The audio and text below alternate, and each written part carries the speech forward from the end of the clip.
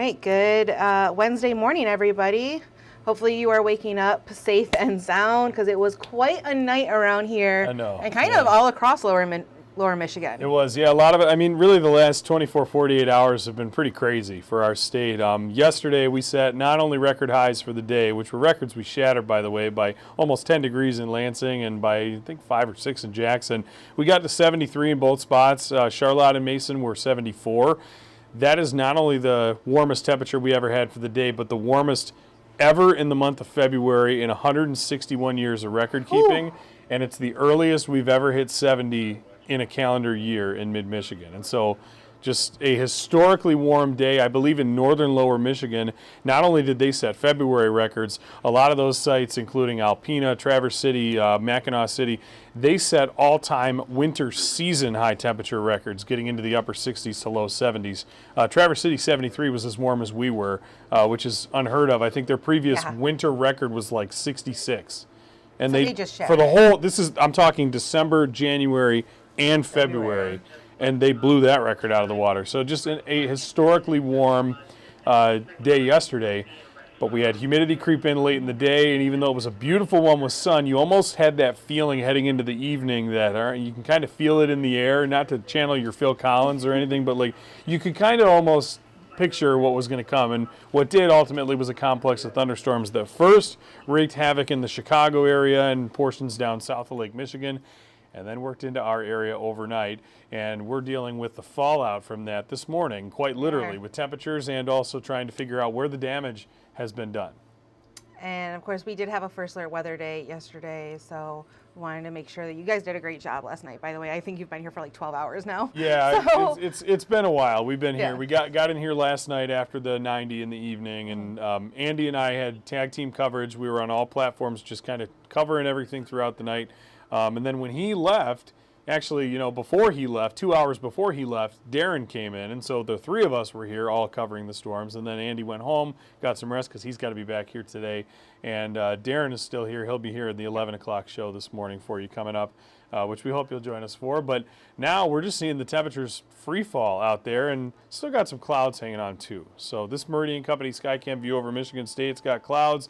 And the number is 31 right now. And normally, waking up in late February and you'll be at 31, you're like, oh, that's pretty good. Our normal low is still 21 degrees. So we're 10 degrees above our normal low starting the day.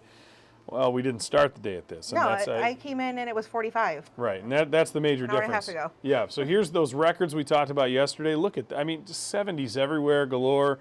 An absolutely unprecedented day. To say the least, it's never happened before. We've never had 70s in February in this state. And we did it yesterday everywhere. And so just an absolutely incredible kind of picture there. But here's satellite and radar going back 12 hours. So yesterday evening, not much. And then here it comes. Look at this very powerful complex of storms moves through. And we'll run the loop again just to show you the extent of it, because it started about 10:30 in the southwest area. And then that touchdown of the tornado that has been confirmed by emergency response teams, spotters in Marshall, I believe first spotted at L Drive North and 19 Mile Road over there out in the northeast corner of Marshall in Calhoun County. Significant damage over there, of course, where the tornado touched down. And then that warning raced across Jackson County in the northern sections above I-94 and in southern Ingham County as well, before just staying a severe thunderstorm headed through Livingston County in areas like Stockbridge and Howell. And then on top of that, you'll see in the top of the screen in just a second here, moving towards Flint, Grand Blanc, they had a tornado as well. I think the National Weather Service officially is technically still waiting for the complete official confirmation on that, but without a doubt it was a tornado. It had the debris ball signature, it had the wind speeds registered, and the damage certainly to show for it as well. And so that one will be confirmed a tornado, whether or not it has been officially. I can't say at this hour of the day, but that'll mark at least 2 tornadoes that came down in mid-Michigan yesterday. In February. In February, which again, it's rare enough to have a severe weather threat this early in the year in February, but to come off of a record warm day, it's just a very wild forecast. And now we're still dealing with the back end of this system, which, by the way, are some snow flurries there. I was going to say, we got every color. Yeah, that's coming off. In the last 24 hours. Yeah, so that's coming off Lake Michigan, and our temperature map's going to share every color too, because we're going to show that in a second, and it looks a lot different than it did this time yesterday. And so you can see here are the numbers. if you're in Ann Arbor, you're still at 45, and if you're towards like St. Clair, Lake St. Clair over there, you're probably still in the 50s. And Charlotte's down to 30. We've got 29 in Ionia, and so really it's just an absolutely wild situation here. Jackson's down to 36, Lansing 31, and we are kind of in a free fall pattern here. Here's the 24-hour swing in temperature. Charlotte at this hour, 29 degrees colder than it was waking up this time yesterday when we had numbers near 60 degrees. Well, Lansing's 25 colder, Jackson 21. You notice that kind of warm bubble over towards Lake St. Clair, and that's because, once again, that's where the numbers are still warmer. The cold air is spilling in, and this change is going to quite literally break this scale later. When we get more than 40 degrees colder, which we will this afternoon, we won't even be able to show it to you on this map. And so hopefully you'll tune into our later shows. Andy will have an update with that. But here's the cold air. International Falls, remarkably, has dropped to 16 below zero. Marquette, which set an all-time record high for the winter season yesterday, is now at 7 degrees. Of course, they're used to cold, but coming off the heels of yesterday's warmth is still unbelievable for them there. They've got below zero wind chills right now.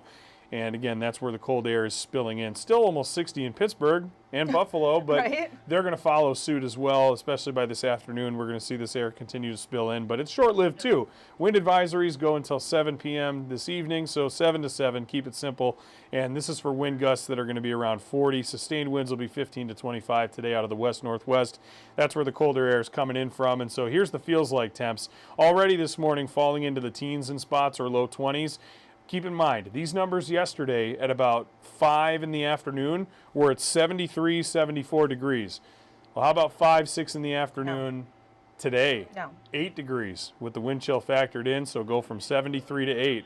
Quick math right there, 65 degrees colder this afternoon in just 24 hours. I went back through a bunch of records the last 30 years. I couldn't find a single feels like temperature. And it's possible I missed something, but I doubt it. I looked very thoroughly through the records.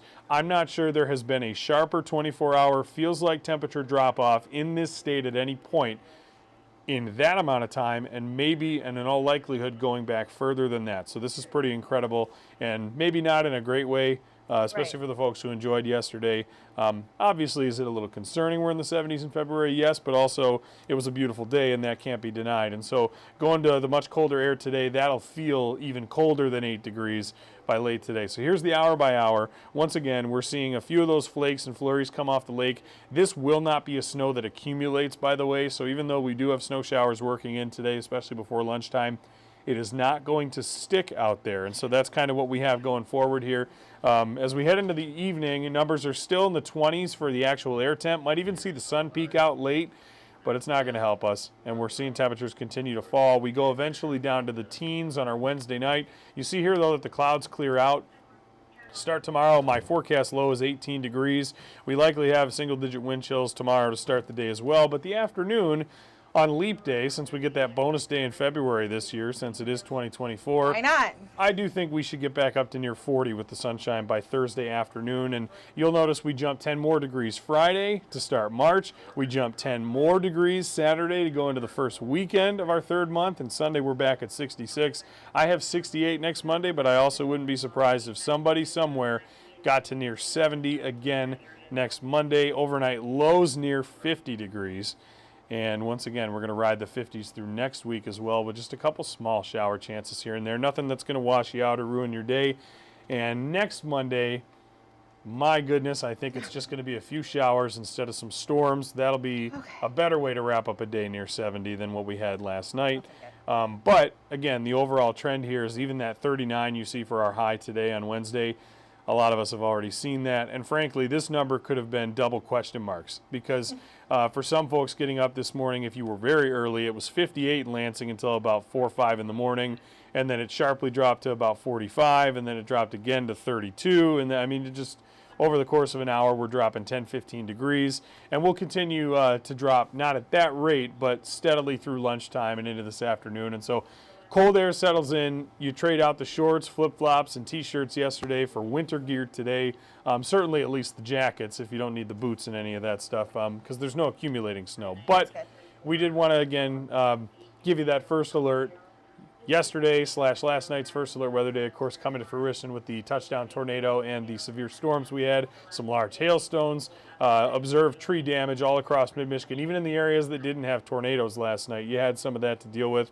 Now that the sun is, even though hiding, is up and out above those clouds, we have a little more daylight. It's easier to see where those damaged areas are, and so throughout the day, not only do we have updates coming on that, but we hope that if you're safely in areas that may have experienced damage last night, that you send us in some photos, and that'd be a great thing to do for you as well. So if you're online, just on the website, here's where you go. You go to Contact Us, and then down here to Submit Photos and Videos, and you can see we've already got a couple here so far this morning. Plus, if you're on the First Alert Weather app, there's actually a spot. You scroll all the way to the bottom, and you can submit them right from your phone as well. Make sure you let us know where you're at, as we, like Justin said, there were tornadoes in Calhoun County, all the way up to Genesee County, and we actually do have a question really quick. Well, Katie says Manistee in the Upper Peninsula, they're already in the teens. Yeah, it's on the shore, cooling down. Sorry for you there, Katie. It's the harsh reality. It is still February, right? Even if we got only 2 days left. So you go from really warm to really cold just like that. We normally don't get the really warm either. So I guess you can call it the silver lining, but here we are. And then Ann wants to know if Battle Creek got hit with an EF1 tornado. Yeah, so Ann, great question. So the tornado scale, the enhanced Fujita scale by the National Weather Service, named after the great Ted Fujita, who was a tornado expert, funny enough, didn't actually see a tornado himself in person until he was very old, and which is funny because he was such an expert, studied them his whole life, but he never chased them, and he never saw one in person until he was very late in life. They were afraid of him. Which is kind of funny, but he was an expert scientist. He's who the scale is named after. It used to be the F scale. So if you see the movie Twister, they say, like, is there an F5 or whatever, they get all that. Now it's the EF scale, the enhanced Fujita, a little bit different in the wind speeds and damage reports. So the National Weather Service goes out and they'll do surveys of the storms and the tornadoes they hit. We know there was a tornado because it's been confirmed already by law enforcement, emergency managers, and the National Weather Service in Calhoun County. Whether or not it's an EF0, an EF1, EF2, or so on and so forth, we will not know that until the National Weather Service is able to get out there and complete their survey of it. Sometimes it's hard to tell when that could be. If they have the ability and they're not hindered by any issues today to get out there because there's lots of damage across mid-Michigan, that's their number one priority because it was a tornado and it was confirmed, so they know that it is. They'll assess what the damage was, and as soon as we know, we will let you know, and we will bring that to light on air and on our other platforms. As of right now, it has not been officially designated yet, and so it could be a 1, it could be a 0, it could be a 2. I doubt it'll get much higher than that. I would guess, my estimation, this is not official, but my estimation is it was probably either an EF0 or an EF1, which can still be deadly and can still have strong winds and can still cause significant damage. Even in the EF0 tornadoes usually got winds greater than 85, and our 70-mile-per-hour straight-line winds last year knocked out a whole bunch of power and caused a lot of issues around mid-Michigan on the same day of the EF2 twister that ended up touching down in Weberville and Williamston. And so just an EF0 doesn't mean it's, it's kind of like a hurricane, right? Category 1 hurricane, people brush it off, but it's like, that's still the most powerful storm on the planet. So, like, I mean, that's kind of the way, this is my long-winded response to just say it has not been designated yet, but thank you for your question. As soon as it is designated, we will let you know. It doesn't have a declaration yet, whether it's a 1 or a 0 or whatever, but thank you for your question. Once we know, I promise we will be sharing that information once it has an official designation. The National Weather Service office in Grand Rapids is who will be doing that survey, and as soon as they let us know, it could be today, it could be tomorrow, it could be this weekend. It just depends on when they can get out there and properly assess all of the area that was affected. All right, and we'll have it online, like Justin said. We'll probably send a push alert as well so people know that it's been declared and what it has been declared as. Well, this guy is going to take off because he's been here all night long bringing you the latest. Yeah. Darren Rockwell is actually going to be in on News 10 today at 11 with Taylor Gattoni, and here is what you can expect. Again, Darren's going to talk about all of the severe weather and that change in temperature. Plus, we are going to recap election night because it was not just storms last night that made Michigan so busy, right, but we also had our presidential primary, which a lot of people, I mean, thankfully they weren't standing in line to vote when all of these were coming down, but we did have that going on as well. Plus, we are looking at how the federal government can avoid a shutdown.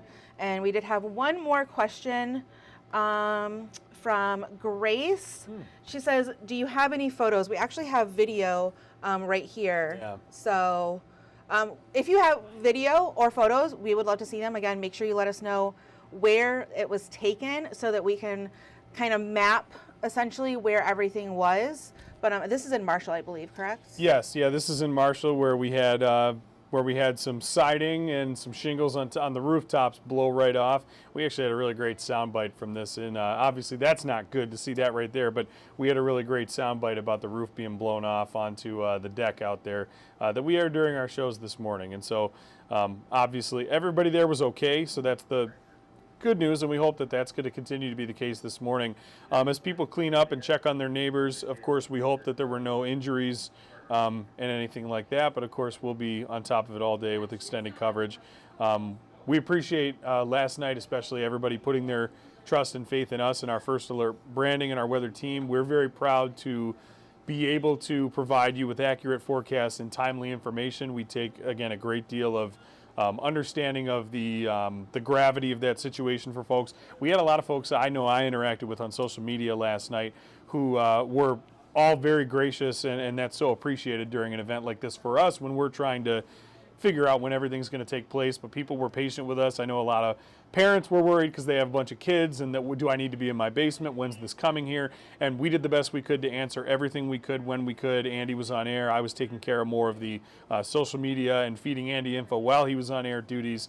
And we are just really grateful to have people within this community who put their faith in us and trust us so that we can provide you that first alert. We take a great deal of pride and understanding of how serious that can be, and we hope that you'll continue to trust us with that moving forward. And so thank you very much to everyone in Mid-Michigan for allowing us to provide you with that info, and of course with these information, all this information with these storms. We are glad to be able to help you stay safe during these situations. So that's about all I got. And also, thank you, Chris, for watching. We know you always tune in from East Lansing, and Cynthia as well. Thank you very much for watching us, too.